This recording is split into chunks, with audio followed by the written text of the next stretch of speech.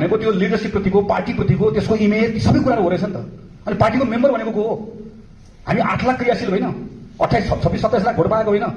त्यो 20-22 लाख हामीलाई मत दिएको मान्छे उसँग पहिला उसको चित्त बुझाउनु पर्दैन, उसँग संवाद गर्नु पर्दैन। ऊ रिसाएको छैन, अहिले ऊ रिसाएको छैन। ऊ पटक हामी कतिखेर आउँछौँ, हाम्रो प्रोसेस कहिले पुरा गर्छौँ र ठ्याक्क आएर चाहिँ हाम्रो झोला बोकेर गएर त्यहाँ हामी तयार भएर बसेको छ। अस्ति देखाइदिएन काठमाडौँमा, हामीलाई देखाइदिन्छ। फेरि हामी ठिक ठाउँमा उभिएर गएनौँ भने, हामी ठिक ठाउँमा उभिएर गयौँ भनेदेखि भने देखाउँदैन, माया गर्छ, पटक पटक माया गरेको छ। त्यो नौजवानहरूले अहिले के भन्छ हामीलाई हेर्नुहोस् त। हामी के भन्छौँ भने हामी साहस गरेर आएको, हामी करेजको कुरा गर्छौँ। उसले हामीलाई त सधैँ कम्प्रोमाइज गर्ने मान्छे होस् भन्छ। हामी उसलाई के भन्छौँ?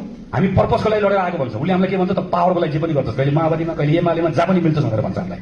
हाम्रो आइडेन्टिटी यो भनेको छ। अनि त्यो कसले भन्छ? त्यो नौजवानले भन्छ।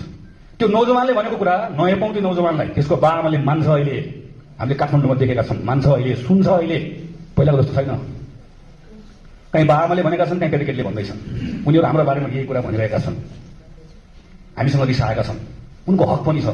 त्यसैले मेरो आग्रह छ,